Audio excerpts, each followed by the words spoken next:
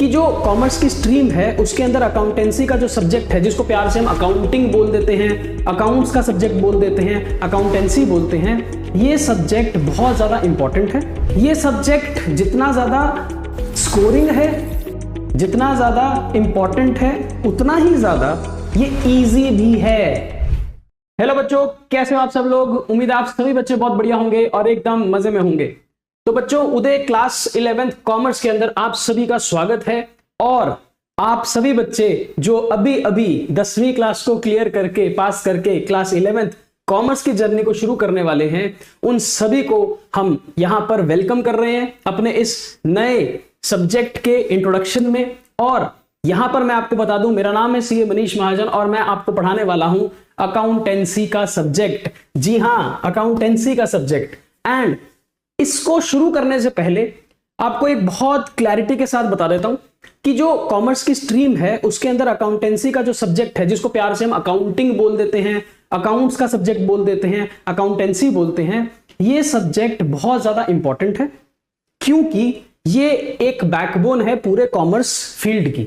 आपको कुछ भी करना होगा ना, आगे जाकर कुछ भी करना होगा, जब भी आप अपने करियर को डिफाइन करने की बात पर आएंगे तो ये सब्जेक्ट के बिना ऐसा कुछ नहीं कर पाएंगे आप। तो इतनी ज्यादा इंपॉर्टेंस, इतनी ज्यादा अहमियत है इस सब्जेक्ट की। सेकंड, ये सब्जेक्ट जितना ज्यादा स्कोरिंग है, जितना ज्यादा इंपॉर्टेंट है, उतना ही ज्यादा ये इजी भी है। देखो, मैं फिर से लिख रहा हूं यहां पर, अभी लिखूंगा, ये जितना ज्यादा इंपॉर्टेंट है, जितना ज्यादा स्कोरिंग है, उतना ज्यादा इजी भी है। और इस सब्जेक्ट से डरने की आपको कोई भी आवश्यकता नहीं है, बिल्कुल भी आपको इससे डर नहीं लगना चाहिए। और ऐसा हो इसकी गारंटी मैं लेता हूं, ठीक है जी। तो आपको घबराना नहीं है कि एक नया सब्जेक्ट पढ़ने वाले हो आप, बिल्कुल स्क्रैच से पढ़ेंगे हम लोग, और आपको बिल्कुल टेंशन नहीं लेनी है। जब तक मैं यहां पर खड़ा हूं तब तक आपको कोई भी चिंता करने की आवश्यकता नहीं होनी चाहिए। यह मेरा वादा है, प्रॉमिस है। चलिए फिर आज का सेशन शुरू करते हैं। और बच्चे पूछेंगे सर आज क्या लेके आए हो हमारे लिए, आज क्या लेके आए हो हमारे लिए? तो बेटा बहुत सिंपल सी इंट्रोडक्शन है, बहुत ही सिंपल सी एक इंट्रोडक्शन है हमारे इस नए सब्जेक्ट की। देखो, क्लास 10th के अंदर आप लोगों ने जो पढ़ा है ना अभी तक, जो भी पढ़ा आपने, साइंस पढ़ा आपने, मैथ्स पढ़ा आपने, सोशल स्टडीज पढ़ा आपने, है ना, हिंदी इंग्लिश वगैरह सब जो आपने लैंग्वेजेस पढ़ी है, उसका कोई काम नहीं है इस सब्जेक्ट के साथ। इसका मतलब पिछले 10-12 साल जो आपने पढ़ाई करी है उसका इस सब्जेक्ट से कोई रिश्ता नाता नहीं है, कोई लेना देना नहीं है। इसका मतलब तो ये हो गया ना सर कि अगर हमारे 10वीं में 50% मार्क्स आए थे, 60% आए थे, हमारे को बड़ी मुश्किल से हमने 10वीं पास की थी, हमारे को मजा ही नहीं आता था, हमारे को सब्जेक्ट से प्यार ही नहीं था, हमें साइंस पल्ले नहीं पड़ती थी, हमें सोशल का समझ ही नहीं आता था, चिंता क्यों कर रहे हो फिर? तो आपके लिए बहुत अच्छी बात हो गई, आप लोगों के लिए तो एक बहुत अच्छी बात हो गई। नया सब्जेक्ट, ABCD नहीं, सब कुछ नया। यहां पर तो सारे बच्चे बराबर हैं, सारे ही बच्चे बराबर हैं। तो क्या यहां पर 100% वाला, क्या यहां पर 50% वाला, ऐसी कोई डिस्टिंक्शन यहां पर नहीं चलने वाली है। सारे बच्चे बराबरी से शुरू करेंगे, एक लाइन खींच देंगे, वहीं से सबकी रेस स्टार्ट होने वाली है। तो ये आपके लिए गोल्डन अपॉर्चुनिटी है। इस सब्जेक्ट को बिल्कुल आराम से, बिल्कुल प्यार से, इज्जत के साथ पढ़ना है। और क्लैरिटी की टेंशन आपने नहीं लेनी है, वो मेरी जिम्मेदारी है, मैं आपको वो क्लैरिटी दूंगा, ठीक है जी। तो श्री गणेश करते हैं और इंट्रोडक्शन के साथ शुरू करते हैं। हमारा जो सब्जेक्ट है बेटा उसका नाम है अकाउंटेंसी। सब्जेक्ट का नाम है अकाउंटेंसी। इसका मतलब क्या होता है? इसका मतलब बहुत सिंपल सा है। इसका मतलब यह है कि आप एक बिजनेस चला रहे हो। क्या चला रहे हो? बिजनेस। बिजनेस, किसी भी चीज में काम करने को बिजनेस कहते हैं। फॉर एग्जाम्पल हमारा जो PW है, फिजिक्स वाला, ये पूरी ऑर्गेनाइजेशन एक बिजनेस एंटिटी है। ये बिजनेस कर रही है। किस चीज का बिजनेस कर रही है? आपको पढ़ाने का बिजनेस कर रही है, ठीक है ना। आप एक रेस्टोरेंट में जाते हो, खाने पीने का सामान लेते हो, वो रेस्टोरेंट क्या कर रहा है? बिजनेस चला रहा है। वो बिजनेस एंटिटी है, बिजनेस एंटिटी है, यानी कि बिजनेस काम करने वाली संस्था, उसको बिजनेस एंटिटी बोलते हैं। और बिजनेस का मतलब तो किसी भी तरह का व्यापार करना, धंधा करना। ओके, कपड़े का व्यापार, कपड़े का बिजनेस, स्टेशनरी का व्यापार, स्टेशनरी का बिजनेस। खाने पीने का व्यापार, रेस्टोरेंट, होटल, ये सारे क्या हैं? बिजनेसेस। एयरलाइन इंडस्ट्री के अंदर मैं एयरलाइन चला रहा हूं, मान लो मैं इंडिगो एयरलाइन चलाता हूं, तो फिर मैं बिजनेस कर रहा हूं, है ना। मैं रेलवेज को देखूं तो बिजनेस। समझे मेरी बात को? Banking, business. तो हर बिजनेस जो चलाया जाता है उस बिजनेस का हमारे को रिकॉर्ड बनाना है, उस बिजनेस का हमारे को रिकॉर्ड बनाना है। भाई मेरे को ये जानने का हक है ना कि जो धंधा मैं कर रहा हूं, जो बिजनेस संस्था में चला रहा हूं, जो व्यापार मैंने शुरू किया है, उस बिजनेस के अंदर क्या मैं प्रॉफिट कमा भी रहा हूं या मुझे नुकसान हो रहा है? भाई ये जानने का हक है ना मुझे, तभी तो बिजनेस के बारे में समझ आएगी मुझे कि मैं बिजनेस क्यों कर रहा था। क्या मेरा बिजनेस का प्रॉफिट है, क्या मेरे बिजनेस में नुकसान हुआ है, क्या मेरा बिजनेस ग्रो कर रहा है, कहीं ऐसा तो नहीं कि मेरा बिजनेस डूबने वाला है, क्या मेरे बिजनेस के जो प्रोडक्ट्स हैं वो लोगों को पसंद आते हैं, क्या मैं अपने बिजनेस में जो सर्विसेज प्रोवाइड करता हूं क्या लोग उससे सेटिस्फाई होते हैं। समझे मेरी बात को?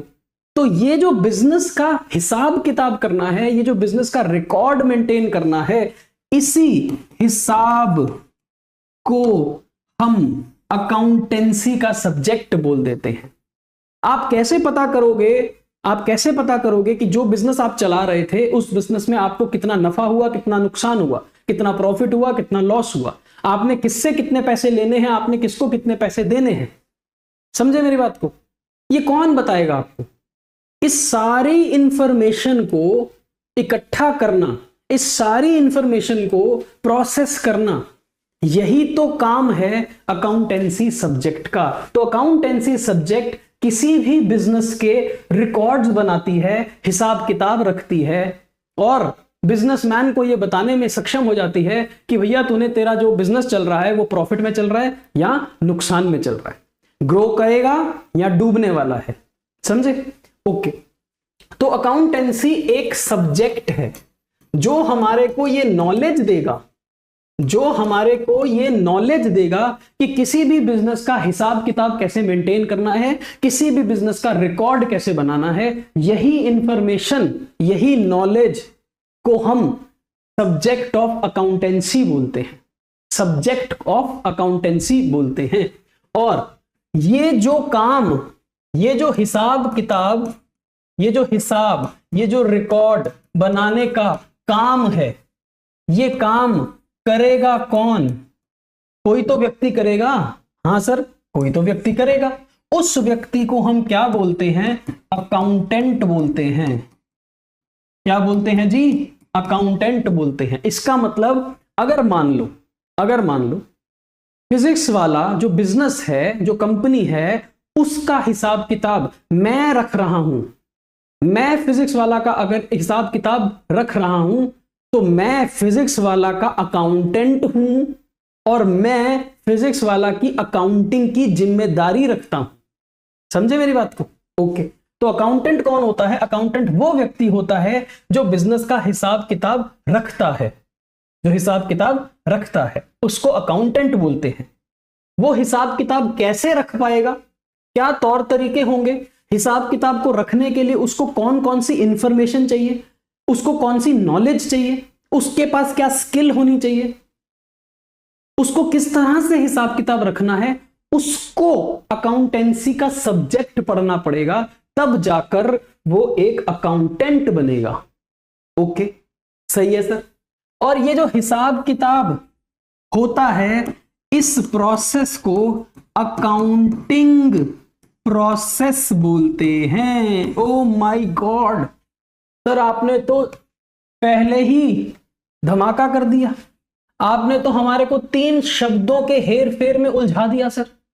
आप पहले कहते हो अकाउंटेंसी एक सब्जेक्ट है, फिर आप कहते हो अकाउंटेंट एक व्यक्ति है, अब आप कह रहे हो अकाउंटिंग एक प्रोसेस है। करेक्ट, बिल्कुल सही, बिल्कुल सही।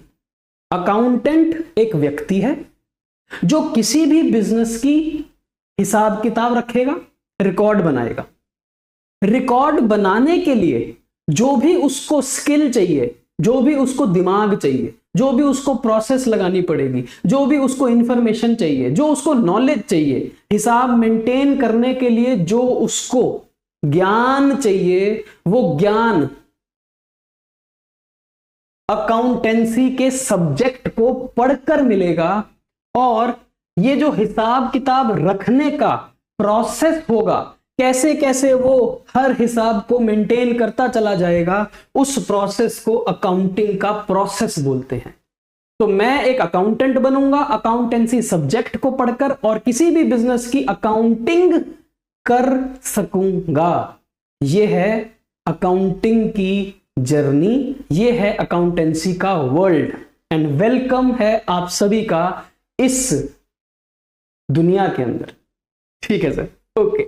अच्छा, अब ये अकाउंटिंग की प्रोसेस चलेगी कैसे, इसको समझने के लिए बेटा ऐसा है कि इस पूरे सब्जेक्ट को समझने के लिए 30 मिनट का 45 मिनट का एक लेक्चर थोड़ी लगेगा, इसको तो पूरा एक साल लगेगा ना। 11वीं का आपने ABCD सीखी थी कि क्या आपने पहले दिन ही सारी ABCD सीख ली थी?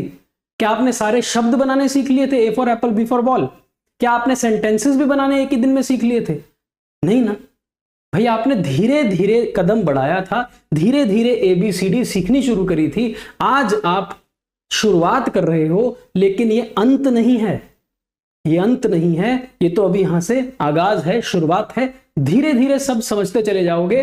बस इसको एक स्टोरी के माध्यम से सुनना। देखो, मैं एक ऐसा डिफरेंट टीचर हूं जो मैं आपको किताब से नहीं पढ़ाऊंगा, मैं किताब के ऑर्डर से नहीं पढ़ाऊंगा, मैं आपको पढ़ाऊंगा सिर्फ एक स्टोरी के माध्यम से। मैं ऐसा पढ़ा दूंगा ना आपको कि आपके दिमाग में चीजें फिट हो जाएंगी। बस रटने के कोई काम नहीं होगा, रटने का यहां पर कोई काम नहीं होगा। बस स्टोरी के माध्यम से इसको समझते चले जाओ, और धीरे धीरे आप देखना एक टाइम ऐसा आ जाएगा, 5 दिन 10 दिन 20 दिन के बाद, जब आपको लगेगा यार ये तो हम बचपन से कर रहे हैं, इसका मतलब अकाउंटिंग तो हम बचपन से कर रहे हैं, आपको ये नया सब्जेक्ट नहीं लगेगा। तो बस इसी को थोड़ा सा और आगे बढ़ाते समय हम कुछ यहां पर बातें सीखेंगे जिनको हम टर्म्स बोलते हैं, जिनको हम अकाउंटिंग भाषा की टर्म्स बोलते हैं। देखो, आप अकाउंटेंसी एक सब्जेक्ट पढ़ रहे हो, उस सब्जेक्ट के अंदर डिफरेंट डिफरेंट टर्म्स होंगी ना। जैसे कि आप साइंस पढ़ते थे, तो साइंस में आपने बोला एक फिजिक्स होती है ना, फिजिक्स। फिर लॉज ऑफ फिजिक्स पढ़ते थे, फिर छोटी छोटी आप बातें पढ़ते थे। मैथ्स में भी आप थ्योरम्स पढ़ते थे ना, थ्योरम पढ़ते थे, फॉर्मूला पढ़ते थे। ऐसे ही सेम टू सेम अकाउंट्स के वर्ल्ड के अंदर, अकाउंटिंग के वर्ल्ड के अंदर, अकाउंटेंसी सब्जेक्ट के अंदर आप कुछ बातों को समझना शुरू करेंगे, जहां से आपका ये जो सब्जेक्ट है वहां आपको समझना शुरू होगा।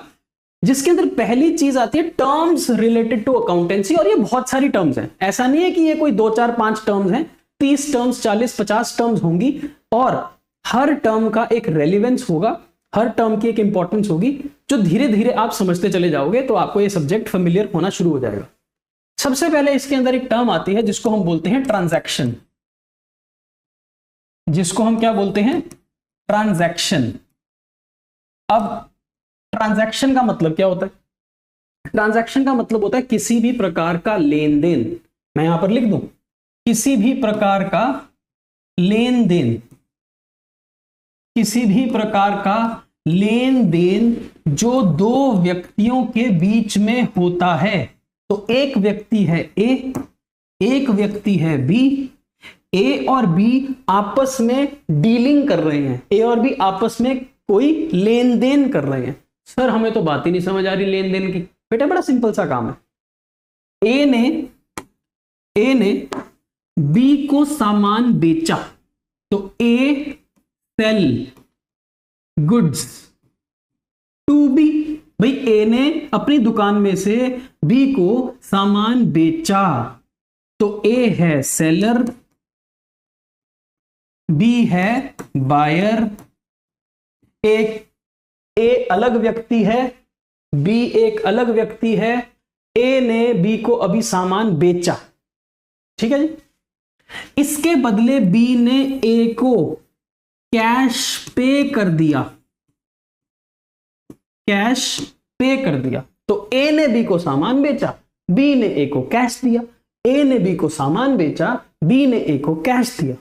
लेन देन, लेन देन, कुछ लेना और कुछ देना दो व्यक्तियों के बीच में जब होता है ऐसा, तो उसको बोलते हैं ट्रांजैक्शन, यानी कि ए ने बी के साथ जो लेन देन किया है वो एक ट्रांजैक्शन है।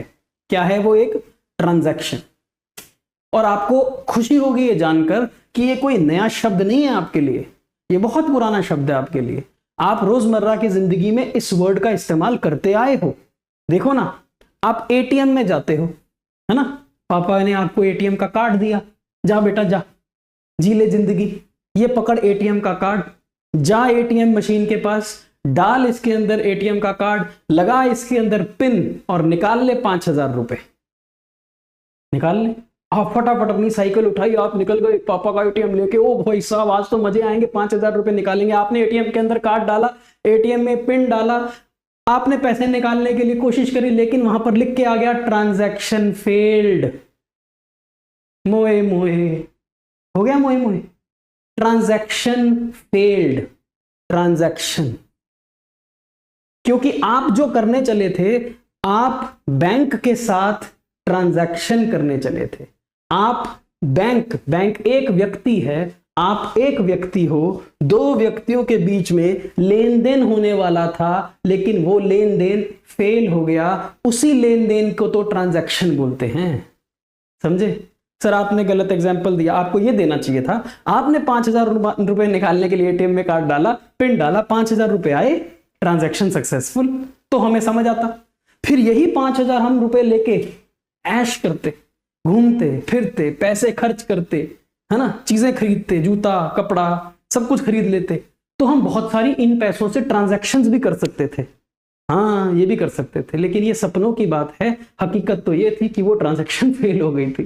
चलिए, तो ये ट्रांजैक्शन का मतलब समझ आ गया। दो लोगों के बीच में किसी भी प्रकार का लेन देन, इस लेन देन को हम एक ट्रांजैक्शन बोलते हैं। ओके, अब जो अकाउंटिंग की जो पूरा वर्ल्ड है ना, उसके अंदर और भी बहुत छोटी छोटी टर्म्स हैं, लेकिन उसमें 5 ऐसी टर्म्स हैं, 5 और ऐसी टर्म्स हैं जो इंपॉर्टेंट हैं। और आज सिर्फ मेरा काम ये 5 टर्म्स की एक इंट्रोडक्शन देना है। बाकी काम तो बेटा बैच में होगा। पूरा साल पढ़ना है ना, अभी तो शुरुआत है, इसको अंजाम तक लेके जाएंगे, लेकिन सारा कुछ यहां नहीं कर सकते। यहां पर सिर्फ एक छोटी सी और इंट्रोडक्शन दे रहा हूं।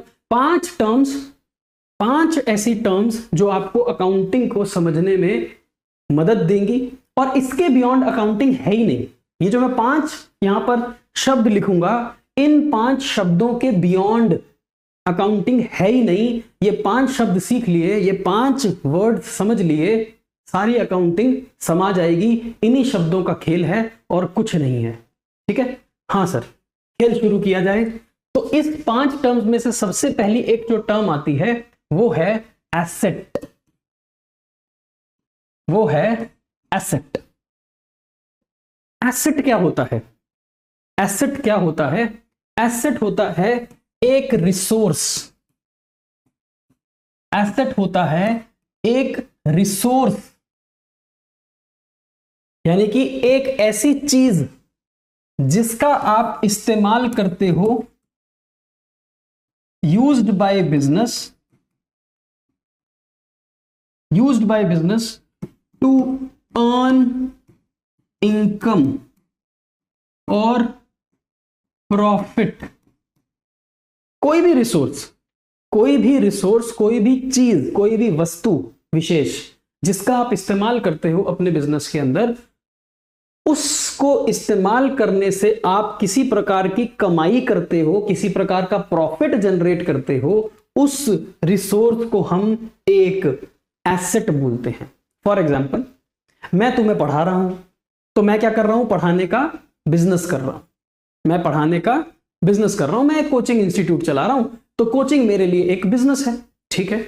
अब मैं जब आपको पढ़ाऊंगा तो मैं किसी साजो सामान का तो इस्तेमाल करूंगा, मैं किसी रिसोर्स का तो इस्तेमाल करूंगा। बिना किसी चीज को इस्तेमाल किए मैं आपको ये कोचिंग प्रोवाइड नहीं कर सकता। Okay sir.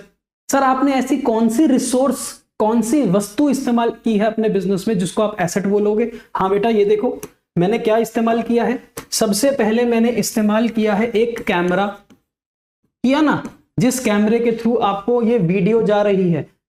ओके, फिर मैंने यूज किया है ये पैनल, जिसको हम टीवी पैनल बोल सकते हैं। जिसके द्वारा आप यहां पर जो लिखा हुआ है ये देख पा रहे हो। फिर मैंने ये यूज किया है माइक, ये माइक जिसके द्वारा आप मेरी आवाज सुन पा रहे हो। समझे मेरी बात को कि नहीं समझे? हाँ सर समझ गए। तो ये सारी चीजें मेरे लिए क्या हैं? Asset. These all are the resources, ये ऐसी वस्तुएं हैं जिनका इस्तेमाल मैं अपने बिजनेस में करता हूं, जिसके द्वारा मैं इनकम या फिर प्रॉफिट जनरेट करता हूं। तो ये एक एसेट है। कोई भी बिजनेस देख लो, कोई भी बिजनेस। तो बिजनेस के लिए रिसोर्सेज, वस्तुएं, वस्तु विशेष, कोई भी रिसोर्स मतलब आइटम, थिंग। रिसोर्स का मतलब कोई भी आइटम, कोई भी चीज। जैसे कि मशीनरी, मैं अपने बिजनेस में मशीनरी यूज करूंगा, मैं अपने बिजनेस में जमीन यूज करूंगा, मैं अपने बिजनेस में बिल्डिंग यूज करूंगा, है ना। तो ये मशीनरी, लैंड, बिल्डिंग, फर्नीचर, ये सारी चीजें क्या हैं? ये टीवी, कैमरा, माइक, ये सब कुछ क्या है? ये चीजें हैं, रिसोर्सेज हैं जिनका इस्तेमाल करके मैं अपने बिजनेस को चलाऊंगा। मैं अपने बिजनेस को इस तरह से चलाऊंगा कि ये चीजें मुझे मदद करेंगी पैसा कमाने में। तो इन सभी को हम क्या बोलते हैं? एसेट बोलते हैं। इन सभी चीजों को हम एसेट बोलते हैं। ओके, आई कुछ बात समझ में? हाँ सर, इन सभी को हम एसेट बोलते हैं। ओके, अब इसकी और ज्यादा डिटेल में नहीं जा रहा मैं कि एसेट और कितने प्रकार के होते हैं बेटा, वो तो फिर तो अंत ही नहीं होगा ना। मैं तो सिर्फ टर्म को आज बताने आया हूं आपको। छोटा सा एक वीडियो लेके आया हूं 40-50 मिनट का, नहीं तो ये बहुत बड़ा हो जाएगा और शायद आपके लिए बोरिंग हो जाएगा। मैं सिर्फ कुछ बातें आपके दिमाग में फिट करने आया हूं, बाकी सारी बातें तो हम बैच के अंदर भी कर सकते हैं और पूरे साल करेंगे। तो एसेट की बात समझ आ गई। कोई भी ऐसी चीज जिसको हम बिजनेस में यूज करते हैं for the purpose of earning income, उसको हम एसेट बोलते हैं। एक बात और याद रख लेना, asset is owned and controlled by business. बस ये भी याद रख लेना, ये जो मशीनरी है ये मेरी होनी भी तो चाहिए, ये जो जमीन है ये मेरी होनी भी तो चाहिए, ये ओन्ड भी होनी चाहिए, यानी कि इसका मालिक मैं होना चाहिए, बिजनेस होना चाहिए इसका मालिक, और इसका कंट्रोल भी बिजनेस के पास होना चाहिए। इसका कंट्रोल भी बिजनेस के पास होना चाहिए। अब जैसे कि ये टीवी लगा है यहां पर, ये टीवी का मालिक मैं हूं, मैं, और ये टीवी मेरे कंट्रोल में है। कोई मुझसे ये टीवी छीन नहीं सकता क्योंकि ये मेरा है, मेरे कंट्रोल में है, तभी ये टीवी मेरा एसेट है। ये जो कैमरा है ये मेरे द्वारा ओन्ड है, ये मेरे द्वारा कंट्रोल्ड है, तभी तो ये मेरा एसेट है। तो एक बात और याद रखना, a resource which is owned and controlled by the business, used by the business to earn income and profit is called an asset. तो इसका मालिक भी मैं होना चाहिए और ये मेरे कंट्रोल के अधीन होना चाहिए, तभी ये चीज मेरा एसेट भी होगी। बाकी बातें बाद में करेंगे। तो एक वर्ड समझ आया, एसेट। इसके बाद आते हैं दूसरे वर्ड के ऊपर जिसको हम बोलते हैं लायबिलिटी, जिसको हम बोलते हैं लायबिलिटी। लायबिलिटी का मतलब होता है एन ऑब्लिगेशन। लायबिलिटी का मतलब होता है एन ऑब्लिगेशन टू डू और टू पे। लायबिलिटी का मतलब होता है एन ऑब्लिगेशन टू पे और to an obligation to do something for somebody. किसी के लिए अगर मैंने कुछ करना है फ्यूचर में, और किसी को अगर मैंने कुछ पे करना है फ्यूचर में, तो जब तक मैं वो कर नहीं दूंगा जो मुझे करना है, और जब तक मैं वो दे नहीं दूंगा जो मुझे पे करना है, तब तक ये चीज मेरी लायबिलिटी रहेगी। और लायबिलिटी को सरल भाषा में समझने के लिए हम बोल सकते हैं कि लायबिलिटी होता है उधार। लायबिलिटी होता है उधार, है ना। जैसे कि मैंने लोन ले लिया बैंक से, लोन टेकन फ्रॉम बैंक, मैंने लोन ले लिया बैंक से। मैं बैंक गया, मैंने बैंक को बोला बैंक मैंने ना एक गाड़ी खरीदनी है, नैनो आएगी 5 लाख रुपए की, नहीं नैनो तो 2 लाख रुपए की आती थी, अब तो बंद होगी। नैनो आएगी 2 लाख रुपए की, मुझे नैनो खरीदनी है। नैनो खरीदने के लिए मुझे 1,50,000 रुपए का लोन दे दोगे? तो बैंक ने मुझे 1,50,000 रुपए का लोन दे दिया। उस 1,50,000 प्लस 50,000 मैंने अपनी जेब से डाले, हो गए टोटल 2 लाख रुपए। 2 लाख रुपए उठाकर मैंने गाड़ी वाली कंपनी को दिए और मैं नैनो गाड़ी अपने घर लेके आ गया। ठीक है, अब ये जो मैंने लोन लिया है बैंक से, ये जो मैंने लोन लिया है बैंक से, ये लोन लेते समय ध्यान से सुनना, ये लोन लेते समय मैंने एक प्रॉमिस कर दिया बैंक को, मैंने एक वादा कर दिया है बैंक को, और बैंक को बोल दिया है कि इस लोन को मैं धीरे धीरे चुका दूंगा, इस लोन की किस्तें, इंस्टॉलमेंट्स पे कर दूंगा। तो मान लो मैंने वादा कर दिया कि 3 साल के अंदर अंदर 36 मंथ के अंदर अंदर 36 EMI पे करूंगा, और 36 EMI पे करते साथ तुम्हारा ये लोन मैं निपटा दूंगा, चुका दूंगा। अब जब तक मैं ये 36 इंस्टॉलमेंट्स पे नहीं कर दूंगा, जब तक मैं ये लोन की सारी किस्तें नहीं उतार दूंगा, तब तक ये लोन मेरी लायबिलिटी है। मेरे सर पर एक तलवार लटक रही है। तलवार किस चीज की लटक रही है? जो मैंने वादा कर दिया है। और वादा क्या कर दिया है कि मैं चुकाऊंगा ये लोन। जब तक नहीं चुकाऊंगा, जब तक मैं इस लोन को नहीं चुका दूंगा, तब तक ये लोन मेरी लायबिलिटी है। तो what is a liability? Liability एक ऑब्लिगेशन टू पे। ऑब्लिगेशन मतलब आप किसी को प्रॉमिस कर चुके हो, आप किसी को वादा कर चुके हो कि मैं तेरे लिए कुछ करूंगा। अब जब तक तुम उसके लिए वो नहीं करोगे, तब तक तुम अंडर अ लायबिलिटी हो, तुम्हारे सर पर बोझ है वो काम करने का। वो बोझ को लायबिलिटी बोलते हैं। वो तलवार लटकती रहेगी आपके गर्दन पर जब तक आप ये लोन नहीं चुकाओगे। समझे मेरी बात को? तो लायबिलिटी होती है किसी को देना, फ्यूचर में किसी के लिए कुछ करना। जब तक वो नहीं करोगे, जब तक उसको पैसे नहीं लौटाओगे, जब तक उसके लिए वो कार्य नहीं करोगे, तब तक you are under a liability. तब तक ये एक बोझ है, तब तक ये एक बर्डन है। तो इसको जैसे मर्जी समझ लो, तब तक ये एक बर्डन है, बोझ है तुम्हारे कंधों पर। और वो बोझ तुम्हारे कंधों से कब हटेगा? वो तलवार जो लटक रही है तुम्हारी गर्दन पर, वो तलवार कब हटेगी? जिस दिन तुम ये लोन चुका दोगे। तो जब तक ये लोन नहीं चुकाया, तब तक वो लायबिलिटी तुम्हारी ऐसे की वैसे ही है। जिस दिन लोन चुका दोगे, वो लायबिलिटी खत्म, वो बोझ उतर जाएगा, वो बर्डन समाप्त हो जाएगा, वो उधार चुकता हो जाएगा। समझे? ओके, तो ये है लायबिलिटी और ये है एसेट। इसके बाद आते हैं अपनी तीसरी टर्म के ऊपर, इसको हम बोलते हैं कैपिटल। वाओ, कैपिटल क्या होता है कैपिटल? कैपिटल होता है मनी इन्वेस्टेड इनटू बिजनेस। तूने अपना बिजनेस शुरू किया, बिजनेस शुरू करने के लिए तूने कुछ तो पैसा इन्वेस्ट किया होगा बिजनेस में। भाई फ्री में तो बिजनेस चलता नहीं। अगर मुझे मान लो चाय का भी बिजनेस शुरू करना है, तो मैं कुछ 5, 7, 10,000, 20,000 रुपए तो लगाऊंगा बिजनेस में, जिससे मैं चाय का बिजनेस शुरू करूंगा। तो वो जो 20,000 रुपए मैंने बिजनेस के अंदर लगाए, वो जो मैंने पूंजी इन्वेस्ट करी, वो जो मैंने निवेश किया, उस मनी इन्वेस्टेड इनटू बिजनेस को हम कैपिटल बोलते हैं। समझे मेरी बात को? ओके, अभी देखो, ये हूं मैं मतलब बिजनेसमैन, ये हूं मैं, और ये है एक बिजनेस।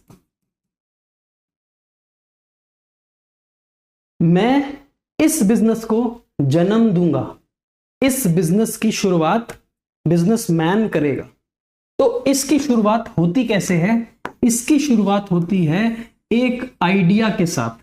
तो बिजनेसमैन को एक आइडिया आया कि वो ये काम करेगा। जैसे कि बिजनेसमैन को आइडिया आया कि वो आर्टिफिशियल इंटेलिजेंस के द्वारा लोगों को सुविधाएं प्रोवाइड करेगा। अब वो आर्टिफिशियल इंटेलिजेंस तो बहुत अच्छी होती है, आजकल तो वो नया चल रहा है ना, गिबली अपनी फोटो डालो और कन्वर्ट हो जाएगी वो गिबली आर्ट के अंदर। ये भी तो एक बिजनेस है, ये भी तो बिजनेस है आर्टिफिशियल इंटेलिजेंस का इस्तेमाल करना। तो मैंने भी सोचा, मेरे को आइडिया है, मैं भी कुछ करूंगा आर्टिफिशियल इंटेलिजेंस की दुनिया में, मैं आग लगाऊंगा। ओके, अब बिजनेस का आइडिया तो आ गया कि हाँ ये काम करेंगे। अब इस आइडिया को शुरू करने के लिए, अपने सपने को साकार करने के लिए कुछ तो इन्वेस्टमेंट करोगे, कुछ तो पैसे लगाओगे। तो अब मैं बिजनेसमैन, जिसको कोई आइडिया आया कि ये वाला बिजनेस करेंगे एआई का, उस बिजनेस को शुरू करने के लिए मैं बिजनेसमैन कुछ तो पैसा इन्वेस्ट करूंगा। बिना पैसे इन्वेस्ट किए तो बेटा धंधा चलता नहीं है, तो मैं कुछ तो इन्वेस्टमेंट करूंगा। और मैंने कहा चल ठीक है यार, ये बिजनेस करने के लिए मैं 2 करोड़ रुपए इन्वेस्ट करता हूं। भाई ये बिजनेस आर्टिफिशियल इंटेलिजेंस का फ्री में तो शुरू नहीं होता, चलो इसको करने के लिए, अपने आइडिया को साकार करने के लिए मैं 2 करोड़ रुपए बिजनेस में लगा दूंगा। तो ये जो 2 करोड़ रुपए मैं बिजनेस में लगाऊंगा, इस पूंजी को हम क्या बोलते हैं? इसको बोलते हैं कैपिटल। हमने बिजनेस में पूंजी लगाई, हमने बिजनेस को शुरू करने के लिए पैसा इन्वेस्ट किया, इसको बोलते हैं कैपिटल। ठीक है, और ये कैपिटल कौन लगाता है? ये कैपिटल बिजनेसमैन लगाता है, मालिक। जिस बंदे को हम मालिक बोलते हैं, जिस बंदे को बिजनेसमैन बोलते हैं, वो बंदा ये बिजनेस के अंदर जब पैसे लगाता है, इस पैसे को हम कैपिटल का नाम देते हैं। ओके, और ऐसा नहीं है कि ये एक बार पैसा लगा दिया और छुट्टी, इसके बाद कभी जीवन में पैसा नहीं लगाएगा। अरे भाई, इस बिजनेस को और बढ़ाने के लिए, इस बिजनेस को और अच्छा करने के लिए, इस बिजनेस को दूर तक ले जाने के लिए कभी कभी और पैसे की भी आवश्यकता खड़ी हो जाएगी। आज लग रहा है कि हाँ ठीक है, 2 करोड़ रुपए से आप बिजनेस शुरू कर सकते हो, तो आज आपने 2 करोड़ रुपए लगा दिए, आज आपने कैपिटल कितना लगाया? 2 करोड़। लेकिन धीरे धीरे आपको लगेगा यार ये पैसा तो कम है, हमें तो और कंप्यूटर खरीदने पड़ेंगे, हमारे को तो और कुछ करना पड़ेगा, हमारे को लोगों को हायर करना पड़ेगा, हमारे को बिजनेस को ग्रो करने के लिए और पैसा लगेगा। तो बिजनेसमैन फिर टाइम टू टाइम और पैसा इन्वेस्ट करता चला जाएगा। जितना भी पैसा बिजनेसमैन इन्वेस्ट करता है बिजनेस के अंदर, चाहे वो आज करे, कल करे, साल के बाद करे, 5 साल के बाद करे, 10 साल के बाद करे, जब भी बिजनेसमैन बिजनेस के अंदर पैसा निवेश करेगा, उसको हम कैपिटल इन्वेस्टमेंट बोलेंगे, या सिंपल हम उसको बोलेंगे कि बिजनेसमैन ने कैपिटल लगाया। बिजनेसमैन ने कैपिटल लगाया। ठीक है, ऑलराइट, ओके। इसके बाद बहुत छोटी छोटी सी 2 टर्म्स और समझ लोगे ना, अगर आप छोटी छोटी सी और 2 टर्म समझ लोगे तो आज का हमारा काम हो जाएगा। इसके बाद आता है इनकम या रेवेन्यू। इसके बाद आता है इनकम या रेवेन्यू। इनकम या रेवेन्यू का मतलब होता है अमाउंट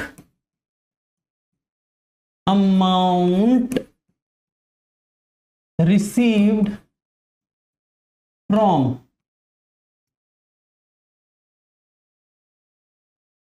सेल ऑफ गुड्स और सर्विसेज। सिंपल, मैं एक बिजनेस कर रहा हूं, मान लो मैं बिजनेस कर रहा हूं चाय का, ठीक है, डैश डैश चाय वाला। ये डैश डैश अपने आप लगा लेना, तुम्हें पता है, डैश डैश चाय वाला। तो मैंने एक चाय का बिजनेस शुरू किया, मैं चाय बनाऊंगा और चाय बना बनाकर लोगों को बेचूंगा। ठीक है, तो मैंने चाय का बिजनेस शुरू कर दिया। अब लोग आते हैं मेरे पास, मैं उनको चाय बनाकर बेचता हूं, लोग मुझे पैसे देते हैं। अब मैंने चाय बनाई, चाय बेची, पैसा आया, फिर चाय बनाई, चाय बेची, पैसा आया। और ये पूरा दिन किया, पूरे महीने किया, पूरे साल किया। चाय बनाई, चाय बेची, पैसा आया। तो जो भी सामान बेचकर आपके पास पैसा आया है, उसको आप क्या बोलते हो? रेवेन्यू या फिर सिंपल इनकम। उसको क्या बोलते हो? रेवेन्यू या फिर इनकम। तो चाय वाला चाय बेचकर जो पैसा कमाएगा उसको हम इनकम या रेवेन्यू बोलते हैं। Okay, let's say 1 cup of चाय है 20 रुपए की। महंगाई हो गई ना हमारे देश में, महंगाई भी तो है, तो एक चाय की कीमत 20 रुपए है। अब एक कप चाय अगर मैं 20 रुपए में बेचूंगा तो मेरे पास 20 रुपए आएंगे ना। मैंने एक चाय बेची, मुझे 20 रुपए आए, तो ये जो 20 रुपए मेरे को एक चाय बेच के आए, ये मेरी रेवेन्यू है, ये मेरी इनकम है। अब मान लो टोटल मैंने 100 कप एक दिन में बेचे, मैंने 100 कप चाय एक दिन में बेची, तो मेरी टोटल इनकम कितनी होगी, मेरा टोटल रेवेन्यू कितना होगा? सर 100 कप बेचे, एक कप 20 का, तो टोटल आपके पास 2000 रुपए आए। ये है आपका टोटल रेवेन्यू या फिर total income. Total income, total revenue, total sale. Sir लिख ही दो ना फिर यहां पर टोटल सेल। एक ही बात है, तीनों की एक ही बात है, तीनों शब्द अलग हैं, कहना एक ही बात चाहते हैं। तूने टोटल सेल कितनी करी, माल कितने का बेचा? 2000 का। तेरे पास टोटल इनकम कितनी जनरेट हुई? 2000 की। तेरा टोटल रेवेन्यू कितना है? 2000 का। तीनों शब्द एक ही चीज के हैं, एक ही चीज को दर्शाते हैं तीनों शब्द, बस शब्द अलग हैं, भावनाएं सेम है। टोटल इनकम बोल दो, टोटल रेवेन्यू बोल दो, टोटल सेल बोल दो, एक ही बात है। समझे? अब ये चाय वाला चाय बेचकर इनकम जनरेट करेगा, मेरे जैसा पढ़ाने वाला जितने ज्यादा बच्चों को पढ़ाएगा उनसे जो फीस आएगी वो मेरी क्या है? Income, revenue. समझे? एक गाड़ी की कंपनी गाड़ी बनाती है, टाटा मोटर्स, hyundai, ये जितनी गाड़ियां बेचेंगी, गाड़ियां बेच के जितना भी पैसा आएगा, total revenue, total sale, total income. समझे? एक बुक स्टोर है, दुकानदार है जहां पर वो स्टेशनरी बेचता है, कॉपी पेंसिल वगैरह, वो जितना भी कॉपी पेंसिल बेचेगा पूरे दिन में, पूरे साल में, उससे जितना भी पैसा उसके पास आएगा, total sale, total income, total revenue. कतई भी दिमाग में ये नहीं सोचना है कि जो टोटल सेल है वो मेरी प्रॉफिट है, नहीं। इनकम और प्रॉफिट में अंतर है, इनकम और प्रॉफिट में अंतर है। इस 2000 में से जब मैं कॉस्ट माइनस करूंगा तो मेरे पास प्रॉफिट आएगा। अभी तो हम सिर्फ इनकम की बात कर रहे हैं, ठीक है? Profit is different, income is different. All right, एक और बात सीख लेते हैं 5 नंबर पर, एक्सपेंस। एक्सपेंस जैसे माल बेचने के साथ जो पैसा आपको आया उसको आप इनकम या रेवेन्यू बोलते हो, तो माल बनाने के लिए माल बनाने के लिए या सर्विस देने के लिए जो पैसा खर्च होगा उसको हम एक्सपेंस बोलेंगे। यानी कि any cost incurred to provide any service और सेल एनी गुड्स, उसको हम एक्सपेंस बोलेंगे। सरल भाषा में, बड़ा सिंपल है। जो सामान तू बेच रहा है उसको बेचने में जो तेरा खर्चा होगा उसको एक्सपेंस बोल रहे हैं। जो सर्विस तू प्रोवाइड कर रहा है, उस सर्विस को प्रोवाइड करने के लिए जो तेरा खर्चा हो रहा है उसको हम एक्सपेंस बोल रहे हैं। एक्सपेंस को सरल भाषा में क्या लिख सकते हैं? खर्चा। अब मुझे हिंदी थोड़ी ढंग से आती नहीं है, पर चलो ऐसे लिख दें, खर्चा। खर्चा कैसे होता है? खर्चा। अब मुझे ये नहीं पता ये आर ऊपर जाएगा कि नीचे जाएगा, पर चलो समझ गए। तुम भावनाओं को तो समझ ही जाते हो। खर्चा, पैसे खर्च हो रहे हैं तुम्हारे, उसको एक्सपेंस बोलते हैं। ये पेन है, ये पेन है, इस पेन को बेचने के साथ जो पैसे मेरे पास आएंगे, जब मैं इसको बेचूंगा 20 रुपए में, जो पैसे मेरे पास आएंगे वो मेरा रेवेन्यू है, वो मेरी इनकम है। लेकिन ये पेन को मैंने जब बनाया था तो इसको मैंने 15 रुपए में बनाया था, तो इसको बनाने पे जो खर्चा हुआ था 15 रुपए, वो क्या है? Cost, expense. समझे? चाय बनाकर बेची 20 रुपए में, वो तो सेल है, लेकिन चाय को बनाने में जो चीनी लगी, दूध लगा, पानी लगा, चाय पत्ती लगी, गैस लगी, वो कॉस्ट है। उसके ऊपर जो खर्च हुआ है उसको हम एक्सपेंस बोलते हैं। तो एक्सपेंस मींस खर्चा। कुछ एग्जाम्पल अगर मैं यहां पर लिख दूं तो तुम्हारे को समझ आ जाएगा एक्सपेंसेस, जैसे कि इलेक्ट्रिसिटी का खर्चा, इलेक्ट्रिसिटी का खर्चा, बिजली का खर्चा। आजकल तो हम टेलीफोन और इंटरनेट का खर्चा भी करते हैं। अगर हमारी जगह, अगर हमने जो जगह ली है बिजनेस चलाने के लिए वो किराए पर ली है, तो किराया देना खर्चा। जो लोग हमने अपने पास रखे हैं उनको हम सैलरी पे करेंगे, तो सैलरी हमारे लिए खर्चा। तो ये हैं एक्सपेंसेस। बिजनेस चलाने में कुछ खर्चा होता है, उन खर्चों को हम एक्सपेंस बोलते हैं। वो किसी भी प्रकार के एक्सपेंसेस हो सकते हैं, किसी भी प्रकार के जो बिजनेस को चलाने में होते हैं, किसी सामान को बेचने में, किसी सर्विस को प्रोवाइड करने में, धंधा चलाने के लिए जो पैसा खर्च किया जाता है उसको एक्सपेंस बोला जाता है। समझ आई? तो हमारे को 5 चीजें जो मेन समझनी थी वो थी asset, liability, capital, income and expense. ये 5 चीजों के अंदर ही सारी की सारी अकाउंटेंसी छुपी हुई है। जब हम आगे की बातें सीखने शुरू करेंगे ना, तब आपको इनकी और क्लैरिटी आएगी, और इसको हम डिटेल में करेंगे। ऐसा नहीं है कि हमने अभी जो एसेट की बात करी है वो बहुत हमने डिटेल में करी, नहीं, वो सिर्फ एक इंट्रोडक्शन है। वो सिर्फ एक इंट्रोडक्शन है कि एसेट क्या होता है, लायबिलिटी क्या होती है। इसके बाद हम पढ़ेंगे एसेट कितने प्रकार के होते हैं, कौन कौन से होते हैं, लॉन्ग टर्म होते हैं, शॉर्ट टर्म होते हैं, है ना, बहुत सारी सीखेंगे चीजें। लायबिलिटी भी नॉन करंट होती है, करंट होती है, तो आगे जाकर इसकी डिटेल सीखेंगे। पर अभी सिर्फ मैंने आपको एक इंट्रोडक्शन दी है, और इस इंट्रोडक्शन का सिर्फ एक मकसद था जिससे आपको ये समझ आना शुरू हो कि आप करने क्या वाले हो इस सब्जेक्ट के अंदर।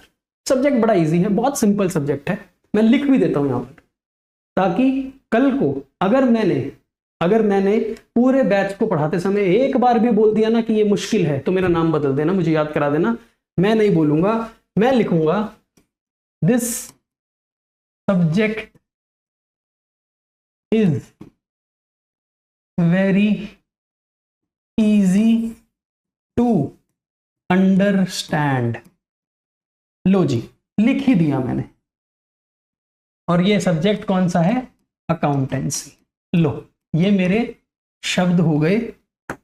अगर मैं इन शब्दों से मुकर गया तो मेरा नाम बदल देना, अकाउंटेंसी। लो जी, तो जो सब्जेक्ट हम पढ़ने वाले हैं अकाउंटेंसी का, वो है बहुत इजी, बहुत सिंपल, बहुत स्कोरिंग, बहुत मजेदार। मजा आने वाला है, आपको इजी लगने वाला है, कोई दिक्कत नहीं आएगी, ये मेरी गारंटी है इस सब्जेक्ट की। और आपकी तरफ से सिर्फ एक रिक्वायरमेंट मेरे लिए ये रहेगी कि जब मैं आपको पढ़ा रहा हूं तो आपकी तरफ से 100% अटेंशन होनी चाहिए। 100% जो मैं कह रहा हूं वो आपने करना है।